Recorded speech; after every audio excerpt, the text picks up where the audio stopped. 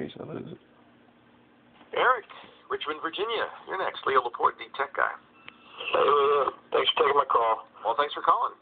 I got a question about setting up. I got a bunch of DVDs, mostly James Bond. You know, the whole collection. I got that 50-year collection. It's awesome. Oh, it's amazing. Every James Bond movie ever.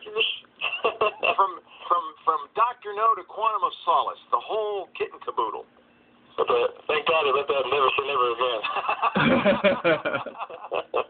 Well, I'm trying to convert those to a media center on a desktop computer. Yeah.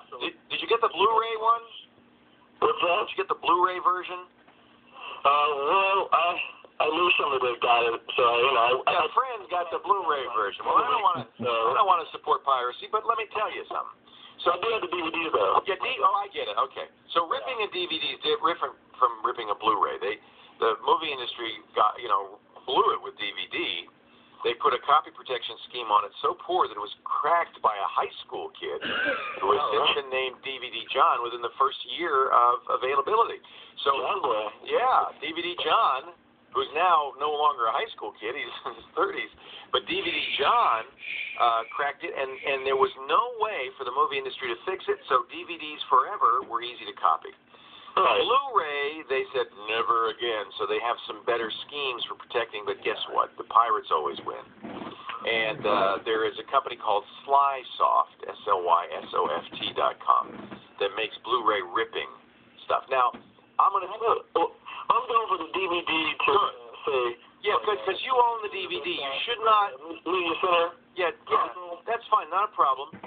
In fact, with a DVD, the easiest thing to do is go out and get Handbrake, which is a free program. You'll also need VLC. They'll explain how to do it. VLC, that's the one that will actually unencrypt the DVD, and then Handbrake will rip it, and you can rip it in any format you want, including the best format for media player. If you want whatever you want, and they'll let you rip it in any quality up to obviously the. Remember, a DVD is an MPEG 2. It's not the highest quality anyway to begin with. So 480p. It's 480p. It's not going to be any better than that. But it'll work fine with your media player. Just there's presets in Handbrake. It's great. Handbrake is HANDBRAKE, like a handbrake in a car. .fr. It's a French company. And they do a great job. They're a useful tool. Everybody should probably have that, just because you can make a version for an iPad, a version for an iPhone, a version for an Android phone, and a version all with the same software, and a version for your media player, and you can optimize it. But let me a little speech here, and I'm glad you're doing the right thing, which is you're ripping DVDs you already bought. Please don't rip your friend's Blu-rays. He bought them, not you. You can rip them for him, but don't keep a copy for yourself. Technically, it is actually illegal to rip any DVD, even if you own it. The Digital Millennium Copyright Act makes it a crime to bypass copy protection.